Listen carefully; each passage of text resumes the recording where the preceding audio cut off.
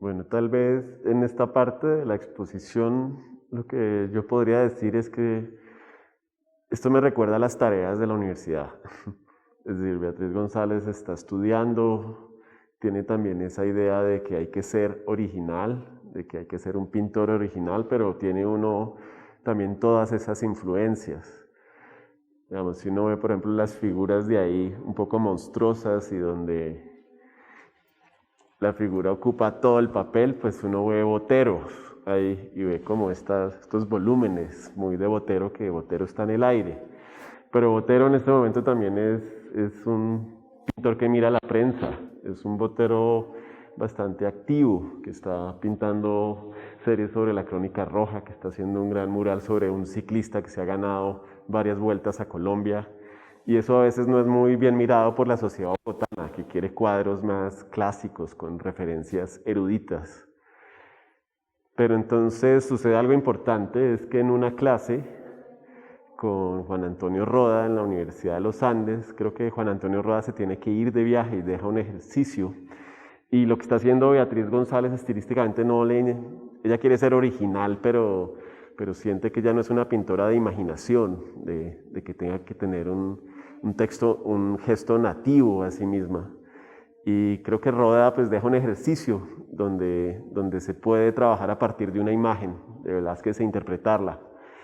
Y Beatriz González la hace y al parecer le queda bien. Le queda también que mucha gente que está en la universidad es llevada, por ejemplo, por Marta Traba a mirar ese cuadro que hizo esa estudiante. Pero más allá de ese prestigio de que haya hecho emulado una pintura de un pintor reconocido, europeo, canónico, para Beatriz González en ese momento es la liberación del estilo.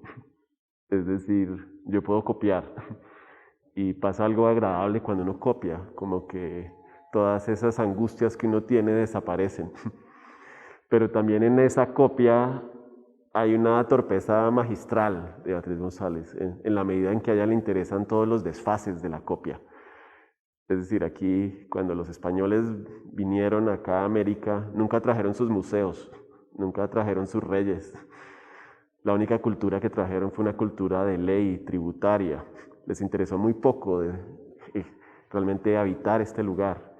Y de igual manera las imágenes que nos llegaron acá siempre fueron unas imágenes bastardas, mal reproducidas. Nunca pudimos ver cómo está realmente pintado un cuadro. Siempre emulamos eso a partir de fotografías. Entonces, Beatriz González, tal vez con ese ejercicio que le pone en la universidad, se da cuenta que es un ejercicio válido de mirada. Es decir, no voy a pintar lo que significa el cuadro, sino voy a pintar también el cómo del cuadro, con sus imperfecciones. Y también en la manera en cómo lo voy a pintar, voy a enfatizar esas imperfecciones.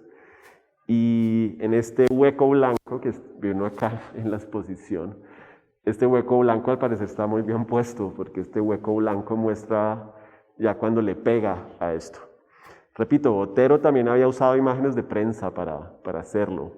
Y unos años más adelante le hablarían uno de arte pop y cómo los artistas de arte pop en Estados Unidos están usando las imágenes que circulan popularmente en supermercados, en productos y en la prensa.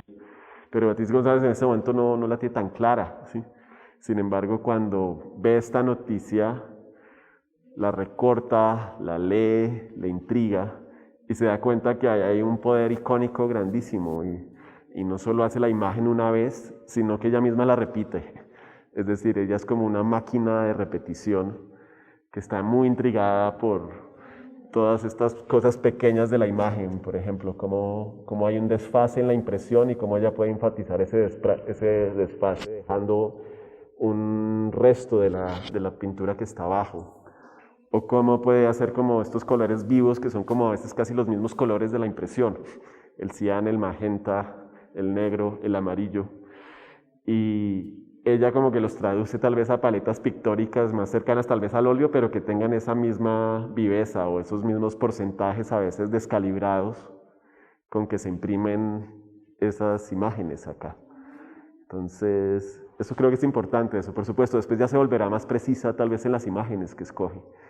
Y muchas de ellas pues tocarán íconos nacionales o íconos internacionales como la realeza inglesa o íconos nacionales que al parecer en ese momento son intocables, ¿sí? Y donde es evidente que molestan tal vez a esta sociedad bogotana que los ha ensalzado mucho. Hay que acordarse siempre que el movimiento independentista que se dio en las Américas en muchos lugares podía estar en contra del régimen español, pero juraba lealtad al rey. Entonces también es una revolución incompleta. Es una revolución hecha por unos criollos ilustrados.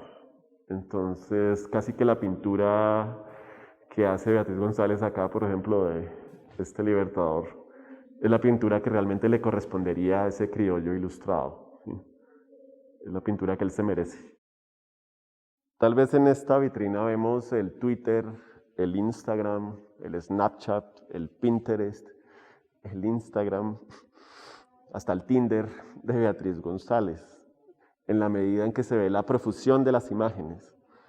Digamos, en esta época hablamos de que nunca habíamos estado tan rodeados de imágenes, nunca habíamos podido reproducirlas tanto, dada la naturaleza de la reproducción digital. Pero en estas imágenes que vemos en esta vitrina se ve esa misma voluntad, se ve ese mismo canibalismo por las imágenes, esa misma profusión. Es decir, una vez Beatriz González se libera de esta idea de tener un estilo propio y de hacer su arte a partir del arte de otros y entender el arte en una dimensión amplia, entender, por ejemplo, la publicidad como un arte más ideología, o la propaganda como un arte más ideología, pero poder actuar sobre esas imágenes. Y vemos la profusión de ellas, sale desde el Papa o una estampa de uvas pasas o la reproducción de una pintura icónica o páginas sociales. Entonces vemos esa profusión que está ahí, también las imágenes de las gráficas Molinari con sus colores fuertes, sus embellecimientos, gracias a la labor de retoque que se hace en esa imprenta y por los tipos de tintas que usan y los procesos de fotomecánica que usan.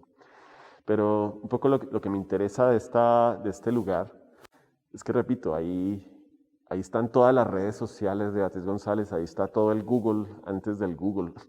Y esto también se va a ver en esta exposición, en la exposición hermana de esta exposición, donde vamos a poder ver toda esa práctica de archivo que ella tiene y toda esa práctica como de ser una caníbal de las imágenes, pero coleccionar esas imágenes también para reaccionar entre ellas, de alguna manera quedar atadas también a ellas. A veces la gran paradoja de un satirista, es decir, de alguien que hace humor a partir del humor de otros, o sea, un humor voluntario o involuntario, el humor de los otros, pero la gran paradoja del satirista es que queda atado al objeto de su ataque, es decir, queda atado inevitablemente a estas imágenes. Y Beatriz González en este momento prefiere como la deshonra que eso tiene a tratar de pretender que es una pintora con un gran estilo original, único, propio. Eso genera también mucho desconcierto en una sociedad que no entiende eso, que todavía privilegia como la creación nativa. Un paralelo que uno podría hacer en esta época es, por ejemplo, a Felisa Burstyn y lo que está haciendo Felisa Burstyn al ensamblar una cantidad de chatarra y construir nuevas chatarras a partir de chatarra. Y los otros dos escultores, hombres testiculados, ¿sí?, que son Negret y Ramírez Villamizar, muy buenos, por cierto, pero donde todavía creen que hay que tener un estilo original, donde no se puede hacer relaciones hacia la publicidad, no se puede hacer relaciones, no se puede tener humor, son muy solemnes a veces. Entonces ella se toma en serio este juego, pero se lo toma en serio precisamente porque está respondiendo a estas imágenes.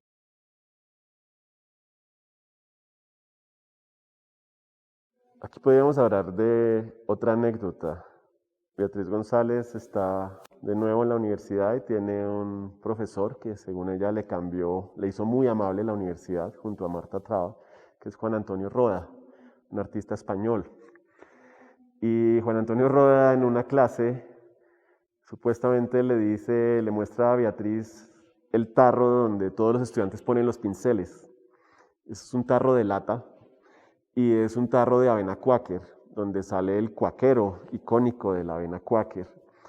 Y supuestamente Roda le dice a Beatriz González, ay, yo quisiera pintar así, y señala la lata. Y Beatriz González dice, tan extraño este pintor, tan diferente, este señor con esa amplia cultura y que le interesa esa lata. Beatriz González dice que ese es el primer pensamiento pop que ella tuvo a través de Roda. Incluso dice que ella le cuenta después esa anécdota a Roda años después y Roda dice que él nunca dijo eso. ¿Sí? Pero sea media verdad o verdad y media, la historia es importante como para mostrar cómo en esa lata, en esa imagen de la publicidad, en ese mecanismo de fotomecánica sobre la lata, ¿sí? También hay pintura, también hay un arte ahí. Y eso cómo puede ser incorporado por un artista. Y cómo esa inquietud o esas condiciones de esta sociedad bogotana que puede estar tal vez atrasada en relación a la sociedad de Estados Unidos, pero ya vemos que ahí están todas las condiciones para poder tener un pensamiento pop. Es decir, ya hay reproducción masiva de imágenes, ya hay cierta discusión en algunos círculos universitarios entre ellos, ya hay personas que viajan de un país a otro trayendo ideas, Marta Traba, Roda, ya hay muchos artistas que no están respondiendo a un criterio nacionalista, es decir, en esas conversaciones con Roda y con Marta Traba se está pensando lo latinoamericano también como algo irreverente, como algo que puede recibir todas esas herencias de los otros países, sobre todo europeos, Estados Unidos, pero también las recibe para cambiarlas, las recibe porque siempre el artista se va a sentir extranjero en cualquier contexto en que esté puesto. Entonces es una buena anécdota como para mostrar cómo estaban dadas esas condiciones para poder tener un pensamiento pop, a pesar de nunca haber visto una obra de lo que se llamaba pop, o a pesar de no tener eso muy claro.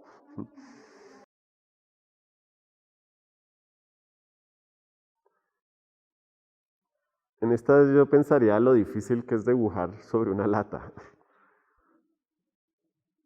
Parte porque la lata está pintado con esta pintura con esmalte, una pintura pegajosa. Pero también Beatriz González lo cuenta, ¿no? Ella tiene uno de estos cuadros, de un día pasa con la persona con quien ella vive por un almacén de muebles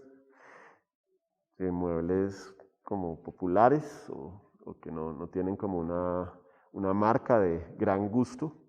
Y de pronto al comprar una de esas se da cuenta que el cuadro casa justo en el espacio de uno de esos muebles. Y decide solo como insertar esta especie de pintura ahí. Y el mueble pues ya viene hecho y trae también todos estos efectos hechos con casi una destreza similar a la destreza pictórica de Beatriz González. Entonces quedan ambos gustos ahí puestos. Esta palabra gusto ahí es importante. Creo que es Malcolm Deas, un colombianólogo, el que dice que en estas épocas el gusto en Colombia se caracteriza porque las clases bajas se identifican con lo mexicano, las clases medias se identifican con los Estados Unidos y las clases altas se identifican con Europa. Y es decir, tenemos, la sociedad no solo está estratificada por una gran desigualdad, por un gran centralismo, por unas élites que se mantienen y hacen todo lo posible para autoperpetuarse, sino que también está estratificada por los gustos. Y donde los artistas, al parecer, al ser la élite de esa servidumbre, al ser la élite de los productores culturales, al ser los artistas del gran proyecto nacional, deberían responder como dentro de ese buen gusto, es decir, aspirando más a lo de Estados Unidos y mirando como su norte al arte europeo, tal vez. Entonces, lo que pasa en todos estos muebles es una manera literalmente de incrustar este arte en otra vertiente. El narcotráfico luego, años después, le trajo a Colombia, o le ha traído a Colombia, guerra, dolor, una disculpa de interferencia de Estados Unidos. Pero el narcotráfico también le trajo a Colombia esto. Fue la mezcla de todos los gustos. fue hacer irrelevante esa frase de que las clases bajas miraban a México, las clases medias a Estados Unidos y las altas a Europa. El narcotráfico fue también una revolución estética. Entonces, de alguna manera, esta mezcla que vemos acá pronostica esa revolución estética que puede después. Y de alguna manera también nos ayuda a entender esta revolución estética. Por ejemplo, cuando esto puede ser asumido como un meme, casi, donde una imagen pobre, es decir, esta cama de origen pobre, después de alguna manera es usada para insertarle otro contenido. Y gracias al contraste de esos dos tipos de imágenes, bruscas, magistralmente torpes, ¿sí?, se genera como un tercer significado que ni siquiera la artista misma puede controlar. Y eso es lo importante a veces como del arte, cuando el arte realmente evade esos criterios de identidad y se vuelve algo inestable, se vuelve algo que nadie le puede poner el dedo encima como para precisar su significado. Entonces, poder ver todos estos muebles en este mismo lugar, poder ver toda esa pintura luchada a nivel de los vinilos sobre esas latas, pero integrada a estos muebles, de alguna manera crea como un muy buen mobiliario para lo que puede ser cuestionar nuestra noción de gusto, tanto actual como de otra época. Tal vez en 100 años sirve esta mascarilla para mostrar que recordarle a las personas dentro de 100 años que hubo una pandemia. Así como olvidamos la pandemia de 1918, tal vez olvidaremos esta, o las generaciones futuras olvidarán esta. Cuando uno ve esta imagen de este señor dentro de este televisor, tal vez uno no sepa bien quién es. Sin embargo, todo el contexto de esta sala pues ayuda a ver que fue un presidente de la República, Julio Turbay Ayala, que hizo uso de estos medios, como lo puede ser la televisión, que en estos momentos daba sus primeros golpes hacia el color. Así como este artista usó todos los medios posibles también como para representar esta imagen, serigrafía, dibujo, montajes. Pero también lo importante tal vez de este interés en la figura presidencial o de Beatriz González de convertirse en una pintora cortesana, así ella se haya autoatribuido esa posición, es cómo esta imagen de alguna manera puede cuestionar al poder. Es decir, los nombres pasan, pero tal vez dentro de 100 años nos acordemos de Turbay, no solo porque el presidente actual de Colombia, Iván Duque, cuando iba camino a la universidad decía que él oía los discursos de Turbay, porque al parecer eso coincidía con su voluntad de poder futura, o porque el presidente actual, Iván Duque, use la televisión como medio, gracias al público cautivo que tenemos en este confinamiento obligatorio, o al verlo en todos los canales locales de televisión en todo el país, todos los días a las 6 p.m., sino porque dentro de 100 años tal vez solo recordemos a Turbay porque salió en una obra de Beatriz González. No lo recordemos por las torturas que se cometieron durante su mandato, no lo recordemos por toda la corrupción que hubo durante su mandato, no lo recordemos por toda la tiranía que hubo durante su mandato, parecida a la que puede suceder en el mandato actual del actual presidente Iván Duque y de la política uribista que ha puesto en juego, sino que dentro de 100 años nos acordemos de Turbay o de Duque, porque salieron en una obra de Beatriz González. Es decir, las épocas cambian, pero el icono permanece. Y esta es una estrategia también de montaje, casi cinematográfico también de Beatriz González. Es decir, de dar significado a las cosas solo por yuxtaposición, solo al poner una cosa al lado de la otra. Entonces vemos unas personas que no sabemos si están dormidas o están bajo un sueño ya eterno a causa de que han sido asesinados. Y vemos este otro sueño eterno del poder, de la representación de la figura presidencial, de la jerarquía, del lagartismo, del clientelismo, del discurso, muy parecido a lo que hace este gobierno actual, donde de alguna manera la retórica del discurso es contrastada por otras imágenes que contravierten eso. Y pasando tal vez a estas tres grandes cosas que hay acá, telones, este gran dibujo, esta gran serigrafía, tal vez lo que me interesaría mencionar de estas tres es que tienen un muy buen cerca. ¿Sí? Cuando yo me acerco a estas imágenes, veo también un trabajo bastante artesanal con la imagen. A pesar de ser imágenes seriadas, se puede ver como ciertos desfases en la tela, se pueden ver ciertas imperfecciones, se pueden ver los pelitos también acá sueltos de esto. Es decir, como en ese cutis de la imagen, también hay todo un trabajo estético, ¿sí? Y un trabajo muy potente de Beatriz González al hacerlo así. Sobre todo también porque en estos momentos pues, los artistas también tienen muchas limitaciones de trabajo, en el sentido de costos, en el sentido de poder tener un buen taller, en el sentido también de tener un mercado para las cosas que van a hacer. Años más tarde, me acuerdo de otra exposición que hizo la curadora Carolina Ponce y que llevó algunas de estas piezas a Estados Unidos, a un museo allá, y le hicieron una muy buena exposición a Beatriz González, y a pesar de haber recibido una crítica favorable en algunos de los medios estadounidenses, eso no necesariamente repercutió en su valoración o en su precio en el mercado. Entonces, de estas piezas y de su escala me gusta como la ambición, me gusta como esta artista sin contar con mercado, sin contar con muchos recursos, de alguna manera se manda a hacer estas obras monumentales, ¿sí?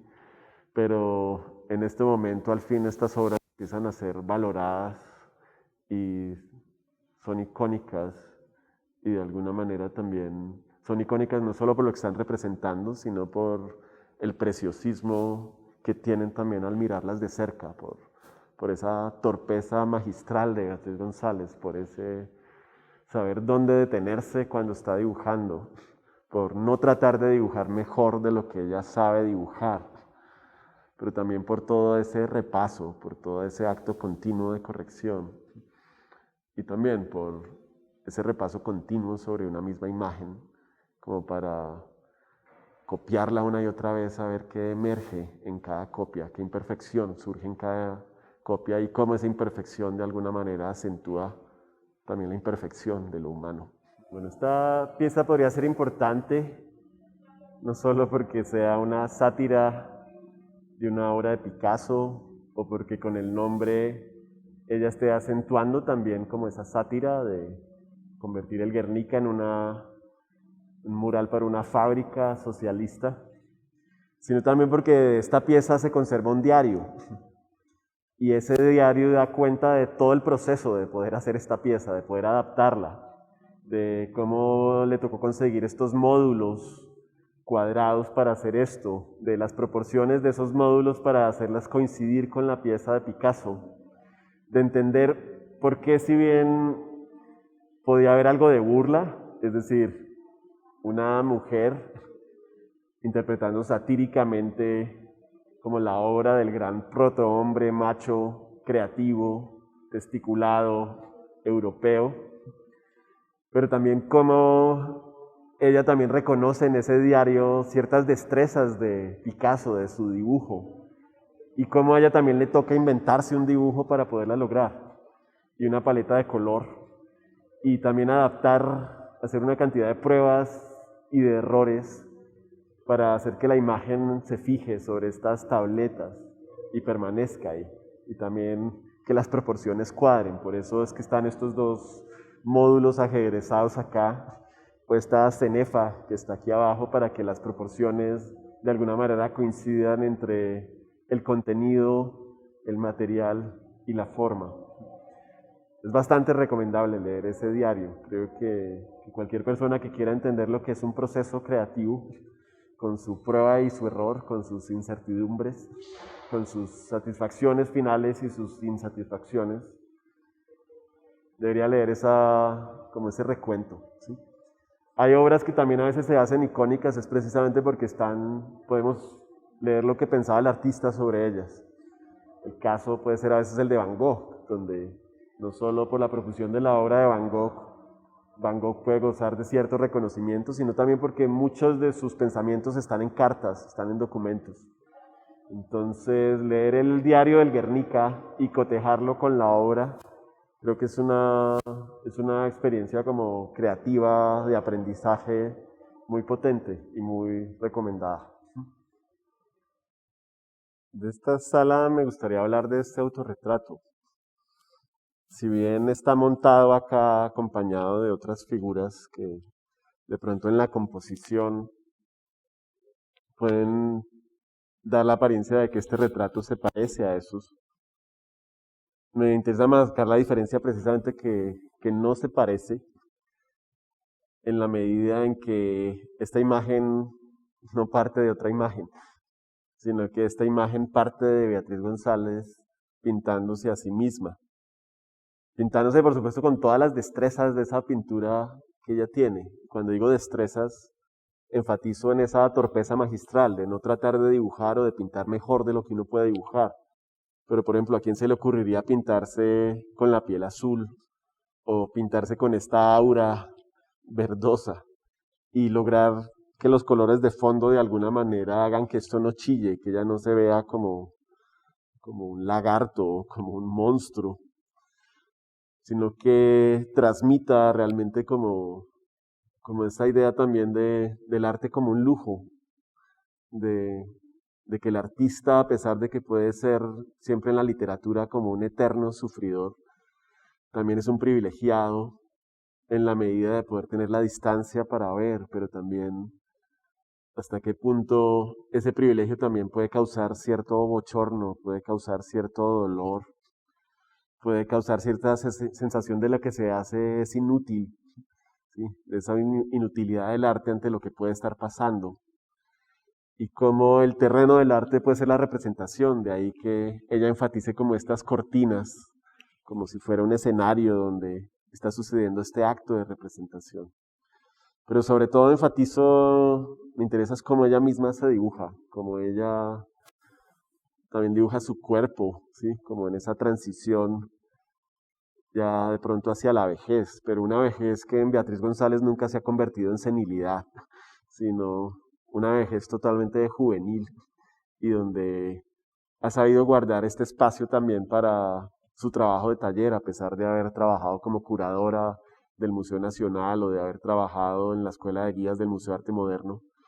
Pero este también me gusta es por su trabajo de taller, ¿sí? Es un trabajo de taller solitario y propio del autorretrato, pero enfatizo, es un cuadro extraño dentro de toda la producción de Beatriz González, porque no partió de un periódico, no partió de una fotografía, sino que partió de sí misma. Y también es un pintor que se está tapando los ojos, es decir, nos está diciendo que uno no ve con la retina, ¿sí? Ver es un acto de imaginación, pero también quiere dejar de ver, ¿sí? Quiere estar en un dilema continuo, ¿sí? Entre representar el mundo o dejarlo de representar, porque lo que ofrece el mundo también es algo imperfecto, es algo brutal, es algo muy violento, y se siente que tal vez lo propio no, más allá de ser un acto de memoria o de testimonio, a veces también se ve como un acto inútil, ¿sí? Entonces, y lo último de este cuadro es que está hecho casi a escala 1:1, y eso también es importante, ¿sí? Un cuadro como un espejo. Este me gusta por cómo, de nuevo, es un autorretrato, pero está hecho como una mascarilla. Esas mascarillas, cuando uno mira libros canónicos de historia del arte, a veces son las mascarillas que sale siempre una foto del pintor o del artista y es como con lo que se cierra el libro, ¿sí? Era como la manera de conservar la expresión de alguien que moría y se le hacía esa mascarilla una vez muerto o antes de morir, y sobre todo antes de que existiera tal vez un registro fotográfico fuerte de las personas. Sin embargo, Beatriz González decide pintarse a sí misma, dibujarse a sí misma. Y este en parte me gusta porque no me gusta, ¿sí? En el sentido en que veo que le toca a Beatriz González hacer un dibujo difícil, no solo porque se esté dibujando a sí misma, sino porque a veces es un dibujo de 3/4, ¿sí? Donde a veces ya se logra ver los límites de su dibujo, ¿sí? Como eso, ella está pretendiendo tal vez entrar a cierto dibujo ya más realista, y tal vez el tipo de línea y el tipo de mancha que usa ya no logran como responder a ese tipo de escorzo o ese tipo de dibujo 3/4 que escogió. Pero me gusta precisamente porque a veces, al ser la excepción de los otros dibujos, también muestra que, por ejemplo, en estos otros dibujos de Beatriz González, ahí está como esa torpeza magistral, ese dibujo que cada vez a veces se vuelve más borroso, ese dibujo que empieza a perder sus límites, como si también la situación de violencia que puede haber en este país fuera una situación donde es difícil realmente marcarle un límite a dónde está el bien y dónde está el mal, ¿sí? Sino que simplemente cada vez se va desenfocando más, se va volviendo más brutal en su desenfoque todo esto. Y también ella cómo conserva como estos iconos, ¿sí? Cómo trata de buscar una figura icónica que represente a veces una década, que represente una situación de un momento, pero precisamente para que ese icono permanezca, para que ese icono de alguna manera la época cambie, pero el icono permanezca y nos haga recordar qué era lo que estaba pasando o en el caso de este país, qué es lo que sigue pasando. ¿Sí? Como decía María Jimena Duzán, la periodista, hace poco, cómo otra vez, cómo dejamos pasar el bus de la paz otra vez, cómo otra vez nos dejó, cómo otra vez se fue. Y tal vez lo único que nos van a quedar son estos iconos que nos recuerdan como este eterno retorno de lo mismo. Aquí por las fechas vemos que son obras recientes. Eso es difícil a veces cuando se hace una retrospectiva. La retrospectiva a veces da la impresión de que todo lo que hizo bueno el artista está en el pasado. Pero tal vez estas 4 piezas, al ser recientes, lo que me gustan es como los elementos icónicos que escogió Beatriz González, por ejemplo, como estas esquinas así para mostrar que se trata como de viñetas o de fotos de un álbum. Pero también este parece ser un álbum mental, un poco. Un álbum que de pronto no parte de unas imágenes tan fijas, sino que es un álbum que tal vez está reelaborado en la memoria. Un poco como si Beatriz González, un poco contradiciéndose a sí misma, estuviera buscando tal vez un estilo que exploró en una época y después no es que haya perdido o haya desechado, sino que de pronto dejó de enfatizar al fijarse sobre todo en la copia y convertir esas copias en originales.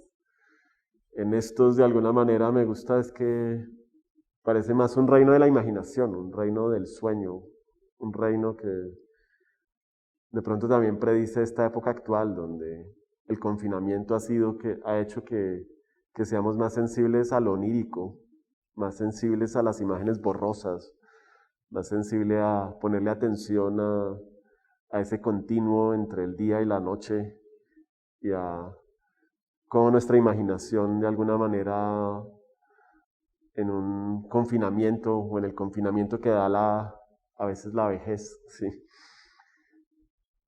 Hace que la imaginación delire de otras maneras, ¿sí? Hace que la imaginación trate de complementar lo que la realidad no da o lo que el confinamiento no da. Entonces, a nivel de cómo están hechos los cuadros, me gusta eso, ¿sí? Como esta mezcla como entre testimonio y dibujo infantil, boceto, borroso, imagen imprecisa. Eso me llama la atención de sus cuadros. Es como volver al comienzo, volver a empezar.